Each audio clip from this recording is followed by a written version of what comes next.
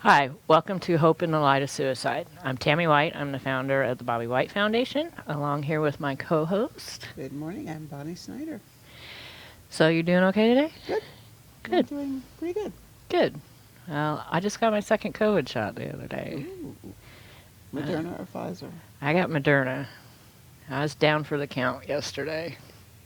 Yeah, I had the same. I had the same experience. The first one, minor headache, a little bit of arm soreness. The second one, it was like day and a half, 2 days. I was, not not feeling it. Yeah, my first one, I just had a little sore arm. Not too bad. But yesterday, I couldn't even use my left arm No, that same thing I at did. all. It was just like, but better, still a little, not quite there yet, but 100% better than yesterday. That's for sure. We're vaccinated. Yep, yep, we got it done. Got it So, done. we want to thank WeBeam TV for, again, the opportunity for giving us this platform to bring some information to you. We're going to continue along with the book we introduced last week, Progressing Through Grief. But I wanted to thank them, and if you want to help support our show, you can go to Kindest, and there's many different levels of opportunity that you can contribute and help keep this going for us. So, what did you think of our second chapter? I'm finding this book really fascinating. But let me back up a minute. Isn't Greg Schindler still doing It ends March 30th, or April, April 30th. tomorrow? Oh, no, today. When by the time this airs, it'll end. Okay, all right, Yeah, understand. yeah. But we still, But want we to still thank we Greg still want to Schindler thank them. Yeah. for his support. And who knows? Maybe if you still give them a call and just sneak it in, say, hey, look, we may be a little late, but we really want to support the Bobby White Foundation. That would be super awesome. So this book that we're reviewing, Progressing Through Grief, you can get this on Amazon. And if you want to go through it with us as we go through it, that would be really great. If you go to smile.amazon.com and choose the Bobby White Foundation as your charity of choice, a little bit of a donation will come to the foundation. But Every little bit helps. every little bit helps, that's for sure. So the second chapter is Coping Through Self-Care, which is probably one of the most important things that we can do as loss survivors, and probably one of the hardest things that we do as loss survivors. Yeah, and the thing about, self-care, it's not a concept that is only applicable to loss survivors, but self-care is important, for anyone who's dealing with any, challenge through life, in our profession, the mental health profession. We always stress the importance of self-care and how using that, as a strategy gets you through, when things are really rough, and again, especially Well, through loss. and particularly now, what's happened, with everybody through the past year. Yes. It's anybody can relate to it. Mm-hmm. It's important for everybody, especially now, to be active in your own self-care. So anybody can use this. Absolutely. Absolutely. I agree. So self-care helps you cope and reduces your stress and also helps you heal, correct? Absolutely. Absolutely. And self-care um, looks similar and at the same time different for individuals. I was working with a group of students yesterday, and we were talking about coping with anxiety, and I asked them, what do you guys do to deal with stress and anxiety, and I'm, listening to their examples. Well, I do this and I do this. And, some of the mechanisms that they use, people are like, oh, that doesn't sound really healthy, like sleeping is one. And, I say to that, going to sleep and just, doing that recharge of batteries where, on one hand, yes, we're like, oh, you shouldn't do that because it's avoidance. On the other side of it, it's like sometimes you need that recharge, sometimes you need that reset. And I know I'm not a nap-taking person, however, on those rare times that I have taken a nap when I'm dealing with something, I remember waking up, it's like, that's what a nap feels like. I should really learn how to do that more often. Because I think of the traditional things, for self-care. I like nature, so nature walks, kayaking, going to the beach, hanging out with friends, those people in my life that, I know I can pick up the phone and talk to, when I'm in that dark spot. But yeah, like I said, I really enjoyed this Well, chapter. and actually, both those things are on her lists here. Getting a good night's rest, and that means a good night's rest, and nap, and she even has napping in here. But like you said, it's it can be different for everybody. Getting a good night's rest for me has since the very beginning been extremely difficult for me. My sleep is so much different and not as good as what it was.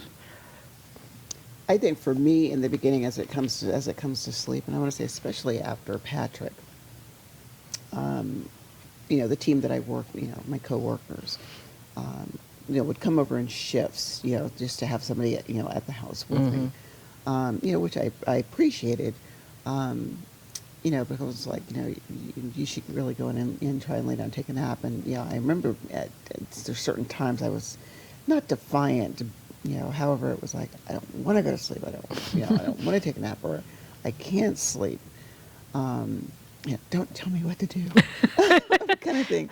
I had that with people telling me to eat. At the same time, oh my gosh, yes. One of my coworkers, she's a nurse, and I remember, she called me on the phone. Have you eaten yet? And what?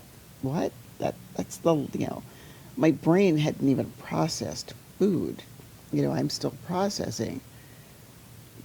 My baby, my youngest, he's gone. Food wasn't even on my radar anywhere. But that's another part of self-care. It is. And so, she she has a very extroverted personality. And I love her for this. She says, "Give me your address." And I'm thinking to myself, no. No, and I laugh at, it's funny now. But seriously, it wasn't like, no, I'm not giving you my address. I don't want you coming to my house. Because of course it was like, she could do was call my supervisor. Hey, Yeah, she can find out where you live. She can figure out where personnel would give them where I live. But anyway, perhaps. However, so I gave her the address, and she says, I'm bringing you breakfast. And I'm not, I refuse to hear an argument from you. And I know she didn't put it quite like that. Right. But the message was, don't argue with me. I'm bringing you food, and you are going to eat it. And a part of me was like, what? Like, what? And so I told her, I said, okay. I don't want anything heavy. And so she came over with, a couple of, breakfast wraps. And I just remember sitting on the couch, it was under a blanket, and I'm like, trying to contain my emotion. And I'm like eating, this wrap. And, later on I thought to myself, okay, you know what? I need to be strong for Devin, for my grandson. And so, then when the next shift took over, it was, here's lunch for you. You know. Now, under normal circumstances, I'm not a 3 meal a day person. Yes, I'm not healthy when it comes to eating. But I'm not a 3 meal. Typically not a 3 meal a day person. Like I generally don't eat breakfast. I'll eat lunch and then maybe dinner, but that's it, or maybe just dinner.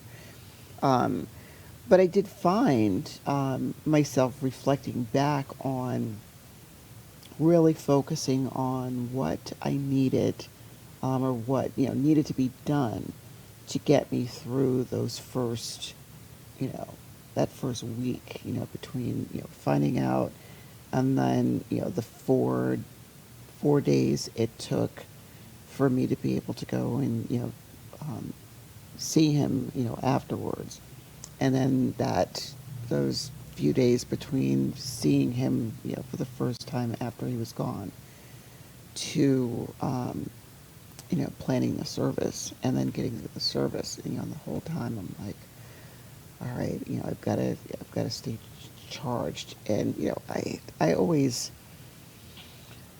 typically will like raise an eyebrow, or, all right, I hear what you're saying. You're the strongest person I know. I'm glad you guys see this. Because there are times I don't. Oh, I get that too all the time, and we don't Mm. we don't see it in ourselves. We don't. Yeah, I had that. My aunt came to stay with me for the first 2 weeks, and if it wasn't for her, I probably wouldn't have eaten. Mm. But she would, and even if it was just like little portions, she made really super healthy stuff, and she would be like, here, just eat a little, Mm. just take a few bites, and I knew it would be better for me that I did rather than I didn't, Mm. and really the importance too of eating healthy foods and not processed foods is extremely important. Mm. And I found that out a couple of years ago when I was going through a pretty bad depression for several months, and part of that wasn't healthy and wasn't helpful Mm. was I changed what I was eating from pretty healthy foods to processed packaged foods, and it makes a big difference. And when I realized what I was dealing with and where my state of mind was, Mm. and I changed back to eating, we weren't ever fanatical about eating healthy, but really limited our processed food intake severely. When I went back to that, that really helped my body and my mind physically and mentally change back to being better than in a depressive state. That was a process in our house too, because, prior to losing Patrick, one of us, either he or I would take turns preparing meals. We had at the time, Deb was, well, he was 9 when we lost Patrick. So we had a child in the house that had to be Right. fed, and like, Patrick and I, we can, I'm gonna go, I don't like fast, I'm not a fan of fast food. However, it's like we rolled into, a fast food joint, picked up something, or grabbed a snack, we could function on that. Right. But yet again, we had a child in the house, and so he and I would take turns eating. After he was gone, I found myself, like not wanting to cook at all. I would say it was nearly a year almost before I turned my stove on again. Or at least the oven. I don't think I used my oven for almost a year. My top side, to boil water or something like that. However, no real like cooking regular food. And one day I don't know what it hit me. I decided I'm going to, cook something on the stove. It was weird, strange, different. That's the word I want. Different. Because I went from cooking for 3 to cooking for 1. Patrick was gone. Dev, wanted to just, spend some time with my daughter and his cousins, in Tampa. And I remember posting something on my social media page, and I was like, so my stove is happy with me again because, it's been reacquainted with me, and I just realized that my stove still works.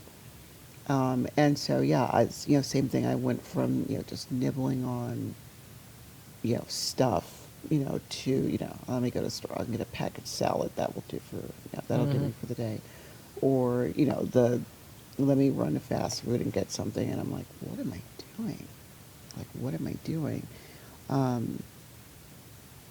It was important. Now, it's like, hey, stove continues to work.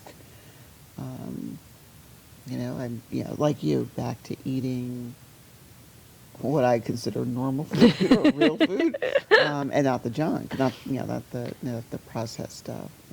It took me a long time to get back to cooking, and when I first did, and it was probably 2 or 3 years ago, and I would cook, I'd make a meal, and I couldn't eat it.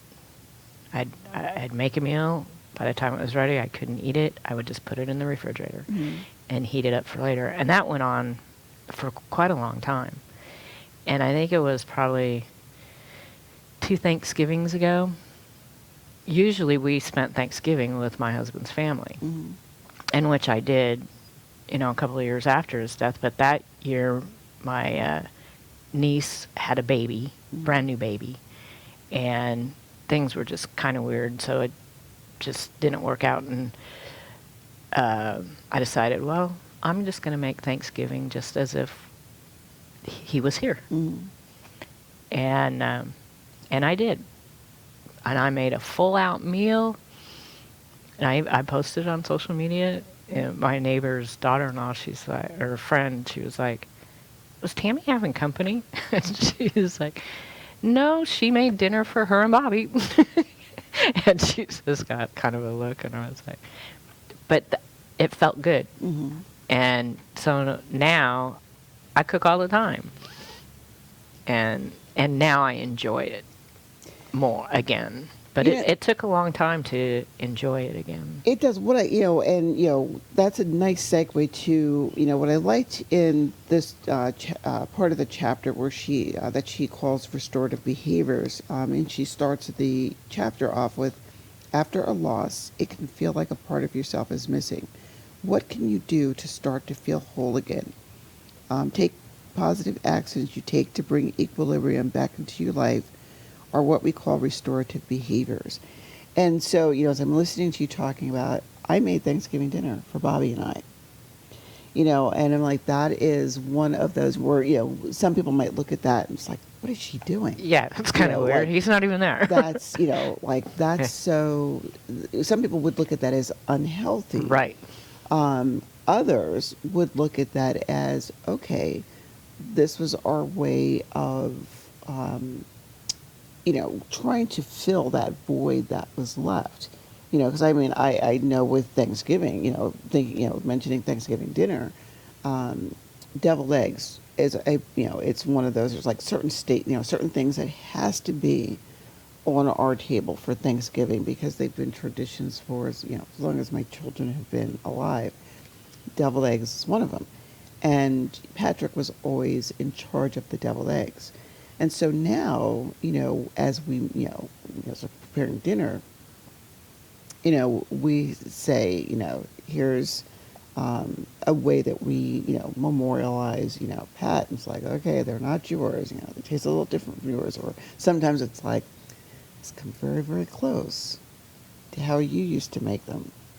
And it is, it's like, granted, there are times when we might concern ourselves, or I would, say on the professional tip, all right, if we're having a hard time separating the reality from we're stuck in a place, that's one thing, versus I'm doing this to remember you by.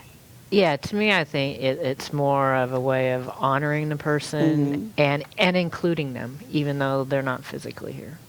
One thing that we have in my husband's family, we have a plate. It's a special plate that is put out for holiday dinners.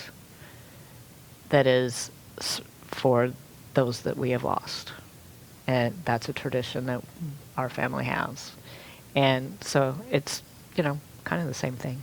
Exactly. It's important that people recognize that, again, how we all, we talked about this, when we were going through the Bill of Rights, that it's important to understand that people go through this process differently. Some of us you're feeling that? Hey, I'm feeling that too. You did that? Oh, I did that too. Then there are other times where it is, I don't know, that seems a little, but if that works for you, Right. that's fine. And I think that's one of the biggest importance is recognizing, as it's been said over and over again, there is no right or wrong way to do this. No, there's not. There might be things that one does that, again, somebody. Sometimes it might be questionable, but it's to each, to me, it's to each their own. Whatever is going to help you process through your grief. That is what's most important. Whatever's going to make you healthier in the end. The next section where she talks about, releasing emotions, and, basically it's true. We've lost somebody important. We're going to have feelings about that, so let them out. And, there are times where I felt like I needed to contain my emotion or not, but then it's like, well, wait a minute now. Am I containing them for me? Am I containing them for somebody else? Or, to be more truthful, it's just a part of who I am. I've always been a master at internalizing. And it was important for me to recognize that it was okay to allow the emotions. And, there were times that I felt a little guilty because, I'd, been in the house doing something, and I'd walk down the hallway, and I'd, walk past Pat's room, and I'd come back up, and I would just, stop by the wall, like one of the walls in my house, and, like hands on the wall, and just like, collapse into tears for a moment, and, have a good anywhere from a 1 minute to 5 minute cry, and then it would shut off. And I asked him, I found myself questioning, am I shedding these off consciously? Am I shedding them off unconsciously? And why am I not? Am I crying enough? I don't think I'm crying. I don't think I'm crying enough. Am I crying enough? Like, what is the appropriate level of emotion? And again, there's no answer to that. No, there's not, and you're right. I've gone through that, and something could happen that, say, doesn't even have anything to do with Bobby, but it brings back an emotion or a memory, and then waterworks, and then afterwards it's okay. I'm okay. I'll be okay. But it's kind of and I've heard it say crying. It's a good way to release not only emotions but toxins in your body. And that's why usually when people, after they have a good cry, they do feel better. Yes. I know I do. I might be all slobbery and red-eyed and everything, but otherwise, emotionally, I usually feel a little bit better once you gain your composure. Oh yeah, there's truth in that expression. Go ahead and have yourself a good cry. You will feel better. Or a scream, or however you feel the need to let that emotion out. I have to be careful about that, especially out in the yard, because somebody's going to think something's happening. My neighbor's going to be, Tammy, are you okay? Exactly. But yeah, releasing your emotions it's important, and having somebody that'll listen to you. You know, I'm fortunate. I mean, my neighbor and I, we talk at least once a day. Usually it's twice a day. And sometimes we can talk about nothing, and sometimes we can talk about what I'm going through, or now it's about what she's going through. And it's good to have a person like that in your life, if not more than one. Then the next one is slowing down. This was really hard for me in the very beginning. To slow down? To slow down. It's not, and I didn't realize it, because right after the fact, you're in kind of this mental state that you may not like be really aware of really what you're doing, you know. Because I did take 3 months off from work, but I was still busy doing things, and I went, started going back to a networking meeting for the business, and the following Monday, which was 4th of July, I broke my leg, like really, really bad. And my mom and kind of I mean, looking back while I'm sitting for months and months with a ginormous cast on my leg saying, you know, this was God's way to say, hey, look, you need to stop. You need to slow down. You need to deal with this. And that was like it was a 6-month recovery. The doctor said, oh, it's going to be 6 months to a year. And I'm like, oh, no, I can't do that. I don't have time for this. Right. And it was 6 months before I could really go back to work. And it really was a year recovery. And that's happened to me a couple times, is something will happen to say, and it's like, hey, you need to stop. Like somebody's intervention. And then I'd say, but did your intervention have to be so severe? You know, but evidently for me, it needed to be that severe. But you need to slow down. You know, I found with that is, you know, I ended up taking the entire month of August off. You know, I just did not go back to work, and, you know, my supervisor and, you know, her supervisor, you know, again, you know, so thankful for them. You know, both, you know, take your time, you know, come back when you're ready, you know, your job is safe, you know, we understand. And, you know, in my head, it was, take some time, process this. But the other side of my brain was, you need to do something, you need to, like, I knew, you know, cognitively, I needed to slow down. At the same time, I was like, however, if I slow down too much, it's going to cause me to focus on, you know, what's going on, like the emptiness of the house. Right.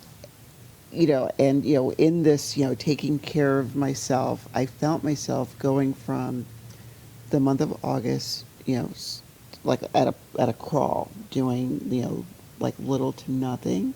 You know, or enough to, you know, make sure that, you know, of course, you know, the house stayed clean and, you know, taking care of myself, to when I went back to work, everything was, you know, like go. I mean, I just like dove right back in and did not want to slow down. And I think, you know, as I look back at it, that ultra fast pace, you know, even to the detriment of, you know, myself and some things, and I don't mean, you know, detriment in a, you know, catastrophic kind of way.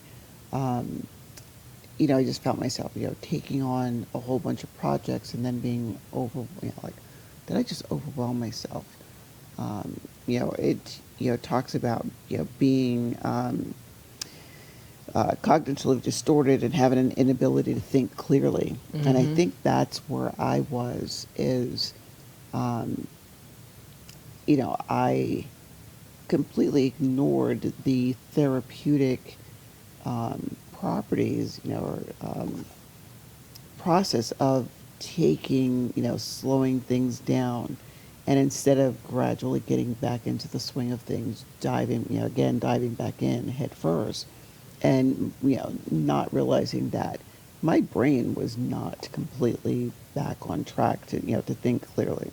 Well, yeah, and she says that if you don't take time to deal with and resolve the loss and what you're going through in that part of it, you kind of lose the ability to clearly think about other things and be cognitive about what else is going on. Um, I think in some cases they call that brain fog, and I've gone through that severely. I still go through that. But yeah, it's really important. And one way that she says here is find things that are relaxing for you. Go to the beach, which I have yet to do that, and I really want to do that. On Sunday. Oh yeah. Getting a massage. That is now I have done that, and there's a massage technique called cranial release technique, and it's a massage on your brain, on your head. And I tell you what, if you have never had that done, it is one of the best things that you can do for yourself, especially in cases like this, because it is rejuvenating. It was the most amazing feeling, especially the first time that I had that done. But even listening to music, going on a hike, you go kayaking, you're out, going out into nature.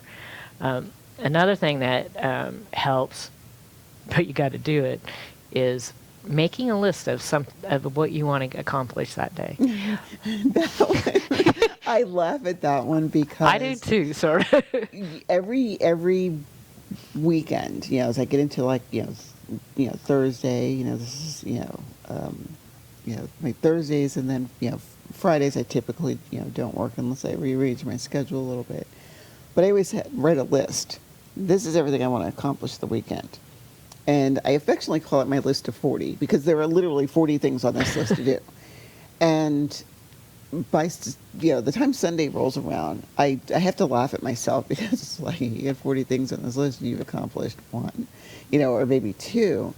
However, on one hand, I could become extremely frustrated with myself, like, Bonnie, why do you put 40 things on this list and you accomplish maybe one or two of them? At the same time, it's almost like it's very cathartic for me. It's like it's expected that, it's like I make it a point to put 40 things on this list, knowing full well I'm not going to get all 40 things done. I think of, last weekend, especially when you consider some of the stuff that I have on the list. It's like, oh, okay, I've got to, pressure wash the driveway. And, I spent the majority of last weekend pressure washing and, restaining my driveway and, the sidewalks, that run along, both sides of my home. And I told myself, okay, I'm only going to spend a couple hours on the driveway, and, whatever is not done, I'll get to it next weekend. Well, my nephew was helping me, and, he says, well, we've started this, let's get it done. And I'm like, okay. So I, go to the store, get a gallon of paint, I was like, oh, I think 1 gallon will do it. Come back. And I was like, no, I need more than a gallon. And so I was like, all right, I'm going back to the store. I was like, I guess I should get 2 gallons. And it's like, okay, I was only intending to do the driveway. Then I was like, now that I've done the driveway, I really need to do the walkway that goes up to the front door, because it's connected to the driveway. Oh, well, I've got this. Let me have a curve that goes around a rock bed in front of my house. And so, just like looking, I'm like, okay, so the one thing that I got accomplished this weekend was painting, the driveway and the walkways or whatnot. The other 39 things didn't get done. But that was okay. So I think it's important, when you are making this list, yes, absolutely make a list. But also factor in, if you don't get what's on your list done, That's okay. okay. Yeah, don't make the list with the expectations that you're going to complete the list. Especially if you put things on the list that You know, there's no way. It's like, paint the driveway, paint the house. Bonnie, you're oh, not yeah, getting that's that done not. in a weekend. You know? Well, and I do the same thing. My lists are just as long. But if I accomplish one or two of those things, then I feel good. Right. If I don't accomplish any, then okay, Tam, you need to get going here. But yeah, if I and usually I'll be happy at 2. Mm-hmm. And even this week there was a couple days like I wasn't feeling well yesterday from the shot, and I had 2 things I really needed to do that I didn't think there was any way that I was going to be able to do them. But I was like, okay, just concentrate. And I accomplished those 2 things. That was the only thing I did all day long. The rest was laying on the couch. But I felt good that at least I did those 2 things. Yeah, and for me with my list, it keeps my mind occupied because now that I could take the driveway off. I don't have to pressure wash it anymore. It's newly painted, so it's that doesn't have to get moved to the new list. No, it doesn't. And they're resurfacing our streets, so it's like we've got nice new blacktop on our road, and my driveway. And I'm like, what am I going to replace doing the driveway with?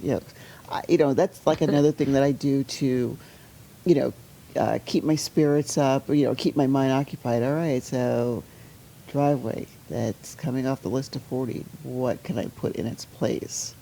Because it has to be 40. For some reason it has to be 40. Well, I don't have that many. I do have a long list, but she does say, give yourself permission not to finish your list. Exactly.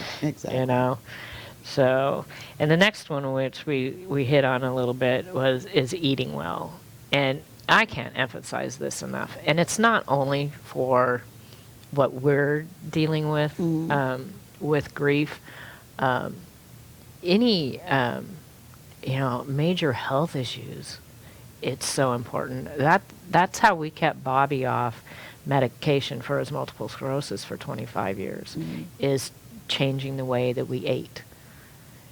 And I've tried with some family members to emphasize that with other family members that have issues, and of course nobody listens to me, even though they can see how it has affected Bobby's health in a positive manner. But it makes such a difference.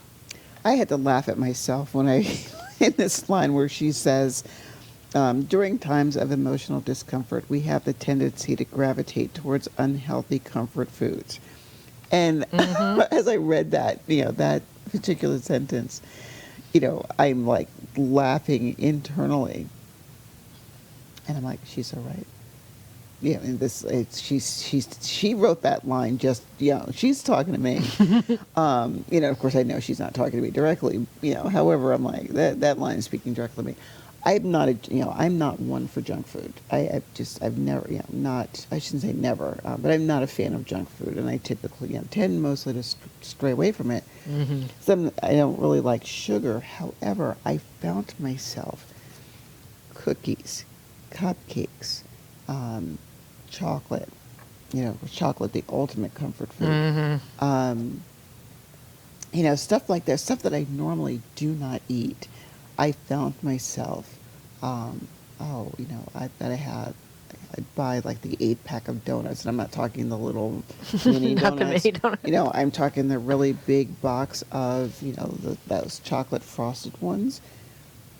And before I knew it, I would look over, and the entire box would be gone. And I'm like, Bonnie, you really got to be kidding me. You just ate a whole box of donuts. And of course, I flip it over and I look at the calories. Okay, so I've eaten 2,000 calories. But it was important, to excuse me, to step back and, revisit. Okay. Stop with the junk food. Stop with the unhealthy eating. Get yourself back into that routine. And, or recognize, why are you eating like this? Oh, it's because, where you are emotionally. Um, and Well, it's not that you have to cut it out entirely, but moderation, exactly, Bonnie, exactly. moderation. But it is eating healthy. It is critical to maintaining your health. I mean, I really just can't emphasize that enough. And keeping hydrated. Um, I do okay with that. I probably need to do better. I don't probably drink as much water as I should. I try. But like at night when I go to bed, and we started this many years ago, we'd have a glass of water on our nightstand. Mm. So, and that helps during the night and when you get up in the morning, because you've got these 8 hours that you're not consuming anything to rehydrate your body. And so at least I know I do that, good healthy thing.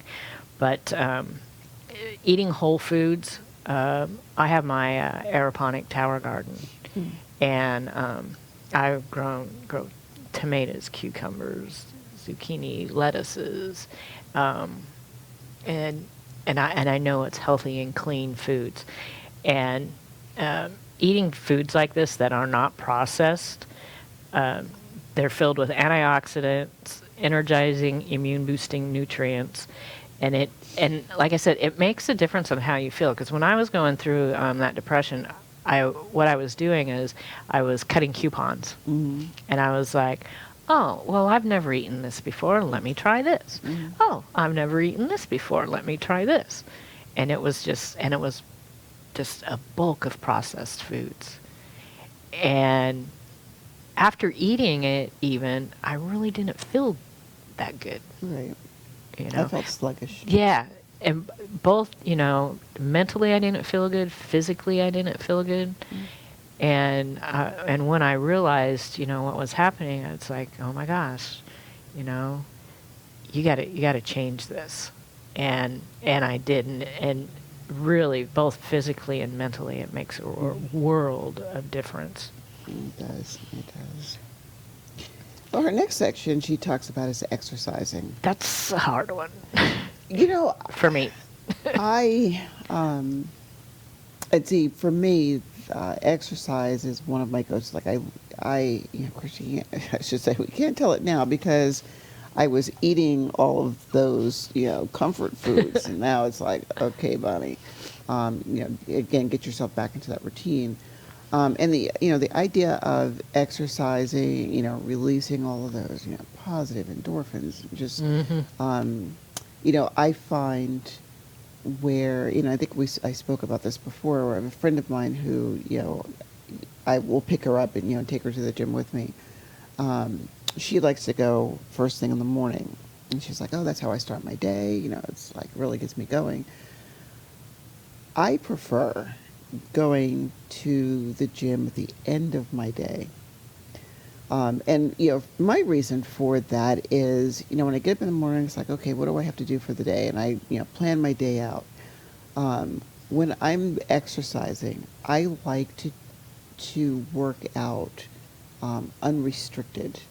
You know what I mean? I don't like if I'm going in the morning, my brain processes, okay, you have to be done by whatever that specific time is, depending on, where I am, during the day. So it's like, if it's, say like on Wednesday, gym is out of the question, I have to drive to where, I work out on Wednesdays.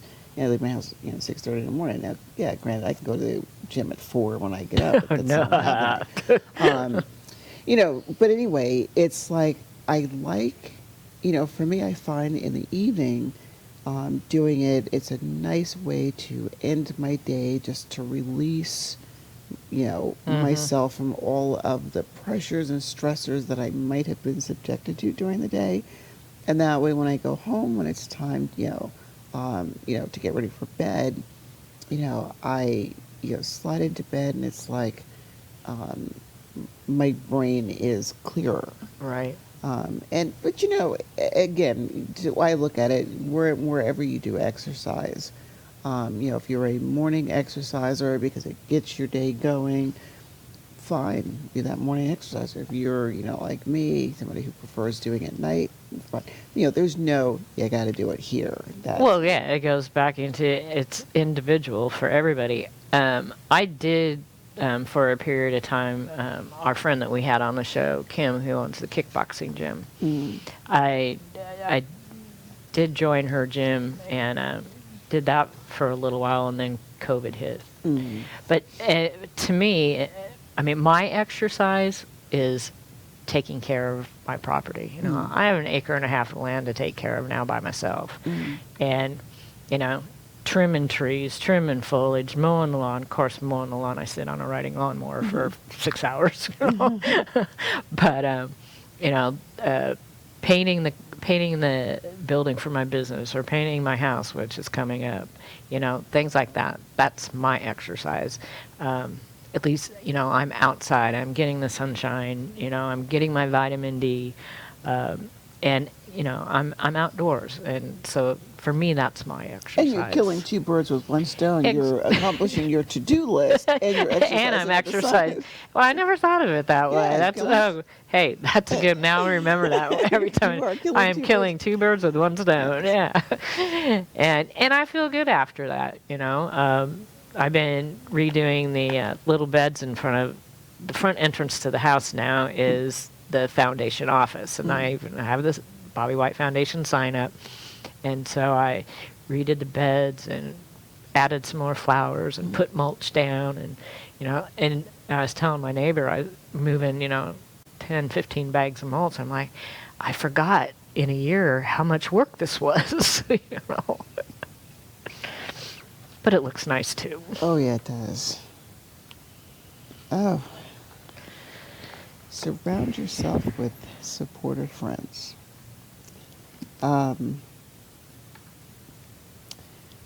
I think we are blessed, as it comes to having, support systems, or, some of us I think are more blessed than others. When I think of, the people off the top of my head that I can name that were there, and people that I didn't even think of, would be like my, champions for, support. You got this. We'll get you through this. There's, again, there's a group of women from, my high school graduating class that, we hadn't talked to each other in, years. And, of course, we're at the reunion, got back from the reunion. Of course, that's when I found out about Patrick. One of the ladies, posted on our, we have a dedicated Facebook page to our graduating class. Hey guys, Bonnie got home and, to the news that her son was gone. And there's like 5 or 6 women off the top of my head that I can think of that, will message, or comment something on, my social media page on a continual basis. And it's like, wow, it's like, that friend, that particular friendship was strengthened, and it's a good source of support. I think about people in my faith-based community, Greg and Jennifer, who we had on the show. My best friend who drove, like an hour and a half and said, you think I wasn't going to be here for you? And then, of course, our friendship, The unlikely meeting one day. Our friendship, and it's like,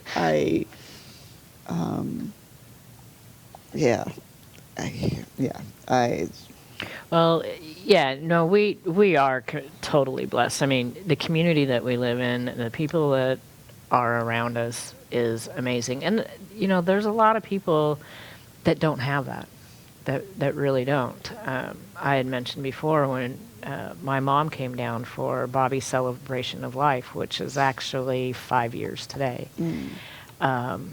She wanted me to move back to my hometown.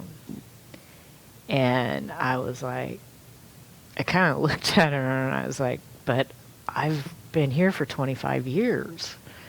And when she saw the people that came to our home, because we had it at our house. We had a bonfire and barbecue, and people went out on the lake in the canoe, and had Beatles music playing. We celebrated his life, and I was even shocked, but I was so happy with the people, that took the time out to come and celebrate. And when my mom saw that, she's never mentioned it to me again. It's like, because this is where it's supposed to be. This is where most of my support is. Granted, I have, most of my family is out west, which I have, long distance support, of course, from them. But, I've been here. This is my home. Oh yeah, I mean the thing about that long distance support, what I find and enjoy is, with the existence of, FaceTime and, Oh, it makes it so much easier. I can see, who I'm talking to, and it's not just the voice on the other end of the phone. So, wow. Well, I mean, It's funny that you say that. I was talking to my mom the other day, and she's got my sister's almost entire family living with her right now, including her great-grandkids. And my great-nephew, or no, I don't know if it was my nephew or my niece, but saw Mom talking like on a real phone. And they think a phone is, you see the person in the phone. And they thought that Mom was just talking into this machine and nothing was on the other side. So I had to say hi. I think it was my great niece. I said, "Hi, Livy, how are you doing?" And then Mom was like telling her, "See, it's a phone. There's somebody on the other side I'm talking to," but they're used to the picture phone, Yes, exactly. these days. But that is, that is really good with technology, because even with my family here, my sister-in-law, she takes care of my great-nephew Nash, and she'll call me every once in a while so I can see Nash, Gotcha. Oh, So, wow, we are winding it down. I know we had a little glitch there in the beginning. Well, we'll finish this up next week, and but it's good. I mean, self-care is so important. And we want you to remember, we do have our T-shirts available on the Foundation website. And reach out to the Foundation if you need any purple folders or any help. Remember, there's always hope.